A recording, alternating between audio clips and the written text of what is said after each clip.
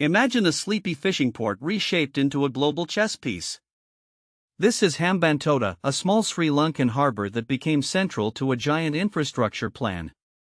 Over the next minutes we'll unpack how that happened, step by step, and consider regional implications.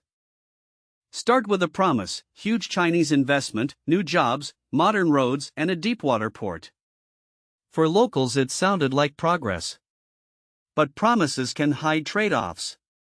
What did Sri Lanka really gain, and what did it risk politically and economically? China's Belt and Road Initiative offered loans to build a massive port at Hambantota. Loans meant faster construction but also future repayment. Many questioned whether revenue forecasts justified the debt, a concern that would shape later decisions. The port opened but shipping traffic lagged behind projections. Revenues fell short while loan repayments came due. Sri Lanka's leaders faced a dilemma: pay from scarce funds or negotiate difficult terms with creditors and external partners. Debt pressure mounted. To avoid default, Sri Lanka rearranged finances and sought help. One solution stood out: handing operational control of Hambantota to a foreign firm, a choice that sparked intense debate locally and abroad. In 2017, Sri Lanka agreed to a 99-year lease of the port to a Chinese company. The headline read like a transfer of control. Supporters argued it solved immediate debt problems while critics warned of strategic consequences. Why did some worry? Hambantota sits on key Indian Ocean sea lanes. Control of a deepwater port can offer influence over maritime traffic and logistics. Small moves can have outsized geopolitical effects in the region and beyond. China framed the lease as commercial: ports need investors. But regional powers saw potential military or intelligence value in overseas access. This tension shaped diplomatic conversations across capitals and policy circles. Back in Sri Lanka, opinions split. Some welcomed new infrastructure and continued Chinese projects. Others feared loss of sovereignty and long-term obligations, and political debates in Colombo intensified as a result. Analysts debated whether Hambantota proved a new form of influence, infrastructure tied to strategic leverage. Was this coercion, opportunism, or a bargaining tool? Answers depend on evidence, perspective, and how events unfold over time. Look beyond headlines to practical effects. Chinese companies run the port, invest in services, and create jobs. But operational control also affects who docks, where investments flow, and how security arrangements are handled. Regionally, India and neighbors watched carefully.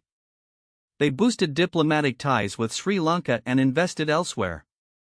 Strategic spacing and alliances shifted subtly, affecting naval planning and regional cooperation patterns. Hambantota changed the narrative around Belt and Road. It became a case study in how infrastructure projects can carry geopolitical weight, prompting other countries to demand more transparency and better debt terms. Outcomes aren't fixed. Sri Lanka later renegotiated terms, sought diversified partners, and rebalanced its foreign engagement. Hambantota became a lesson about choices under pressure rather than a single moral verdict. What should viewers keep in mind? Infrastructure deals can reshape power quietly. Watch money, contracts, and local politics together.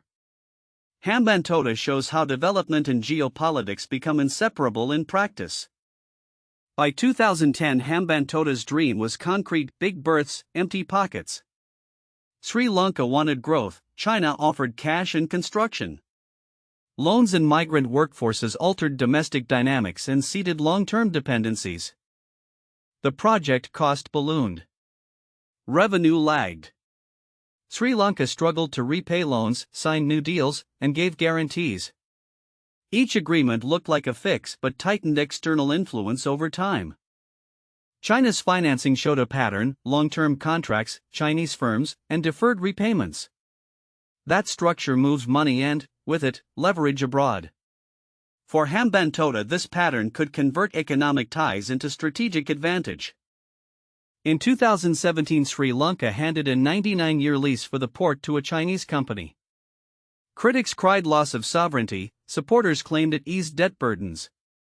Public framing varied by political interest and media narratives. The lease changed ownership signals but didn't instantly transform daily operations. Ships still called and workers remained.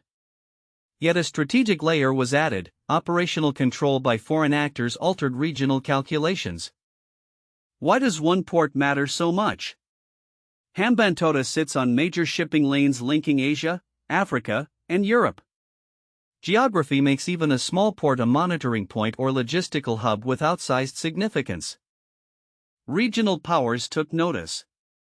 India feared encirclement, others reassessed naval logistics and basing options. Hambantota fed larger debates about balance of power across the Indian Ocean basin.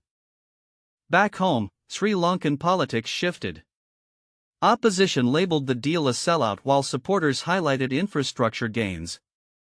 Public opinion swayed with headlines, illustrating how economic choices become political flashpoints.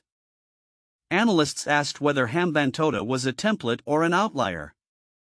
They looked for repeating clauses, debt terms, long leases, state-affiliated firms that might signal a replicable pattern elsewhere. Chinese officials argued these projects bring development and connectivity. Critics pointed to weak demand forecasts and opaque contracts. The middle ground is pragmatic, benefits accompanied by measurable risks depending on terms. Global responses varied.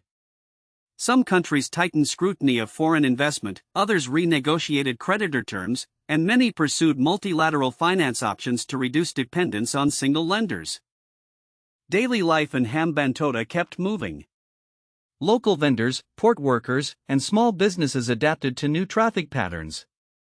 Infrastructure shifts livelihoods, and geopolitics can reshape everyday economies and social structures. So what should countries learn? Transparent contracts, realistic forecasts, diversified financing, and safeguards for sovereignty and local benefit. Hambantota became a classroom of practical policy lessons for developing states. The Hambantota story isn't finished. Leases, politics, and regional tensions evolve.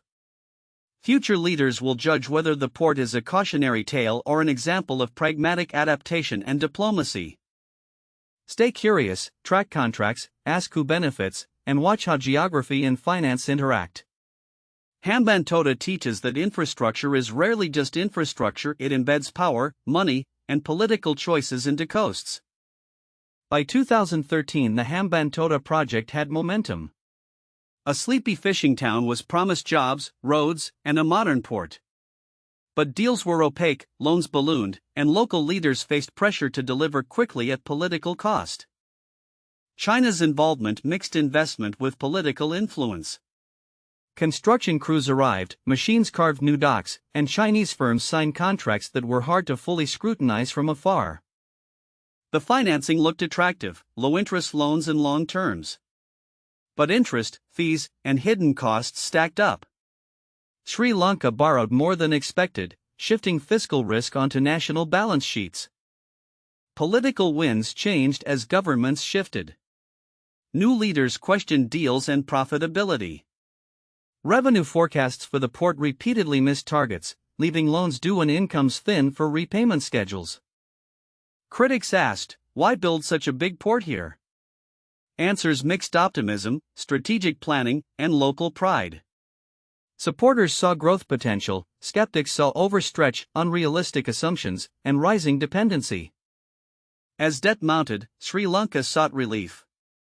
In 2017, a surprising move, a 99-year lease of operations to a Chinese firm, presented as a way to manage loans and boost port activity quickly. The lease ignited global curiosity. Was this just business, or a strategic foothold? Analysts pointed to location, naval logistics, and similar patterns at other belt and road sites as evidence to consider. Locals had mixed feelings. Some welcomed jobs and infrastructure, others feared foreign control of land and livelihoods. Protests were modest but persistent, driven by uncertainty and concerns over lost access. Strategic commentators emphasized Hambantota's position on major sea lanes. Even a commercial port can have military value if it offers shelter, refueling, or logistical support in a contested region. China insisted the port was purely commercial. But Belt and Road projects often blur lines between commerce and strategy, creating ambiguity that planners and analysts debate actively. International responses were cautious. Western capitals raised concerns about transparency and regional balance, while neighboring states watched how Sri Lanka navigated new dependencies and alliances. Economists proposed alternatives: renegotiate terms, diversify investors, or scale projects to demand. Each option carried trade-offs, political costs, and uncertain timelines for any realistic recovery plan. Hambantota became a case study in debt diplomacy debates. It illustrated how infrastructure can bind states financially and politically when safeguards in governance are weak or poorly enforced. It's not purely a geopolitical story. Hambantota exposed gaps in project planning, weak revenue models, and governance challenges that many developing countries confront when signing large-scale infrastructure deals. Looking ahead, the key question is whether Hambantota becomes lasting economic activity or remains mainly a geopolitical symbol. The answer will influence how future Belt and Road projects are structured globally. By 2010, Hambantota was a gamble: big loans, bigger promises.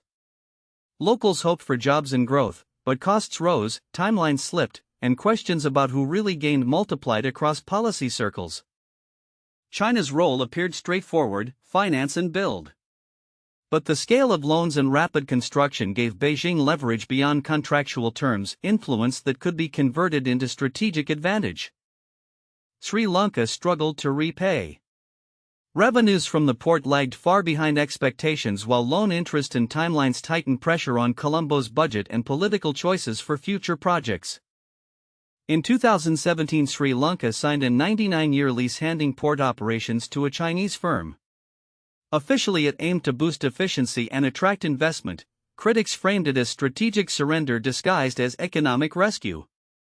Why would a lease matter geopolitically? Control over a deepwater port can shape shipping routes, surveillance reach, and influence over neighboring sea lanes crucial for trade and naval movement. China framed Hambantota as commercial. But analysts pointed to the port's proximity to Indian Ocean routes used by major navies, which raised alarms in New Delhi and among regional partners. Debate split into two narratives: development and infrastructure versus influence and security. Both are valid to degrees, and each shaped policy responses from capitals watching closely. Critics warned of debt trap diplomacy, where lenders gain leverage when borrowers default. Supporters argued Hambantota was pragmatic, placing assets into operational hands while addressing immediate fiscal strains. Local voices mattered. Many Hambantota residents wanted jobs and better infrastructure. That human dimension complicated international debates that often reduced the story to geopolitical chess. International reactions were cautious. India increased engagement and investment, Western partners raised transparency concerns, and multilateral lenders watched for precedent-setting policy shifts in infrastructure finance. Economic realities also bit. Low cargo volumes, competition with Colombo, and management challenges meant Hambantota struggled to generate the returns investors expected without broader commercial adjustments. Strategic leverage isn't automatic. It depends on access, dual-use capability, and diplomatic relationships. Hambantota offered potential leverage, but turning potential into operational advantage is technically and politically complex. Over time, Sri Lanka tried to balance ties, courting Chinese investment while reassuring neighbors and diversifying partners to avoid overdependence and mitigate geopolitical pushback.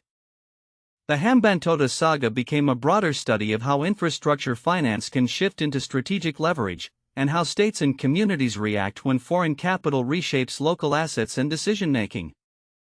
What's the takeaway? Infrastructure deals carry promise and geopolitical cost.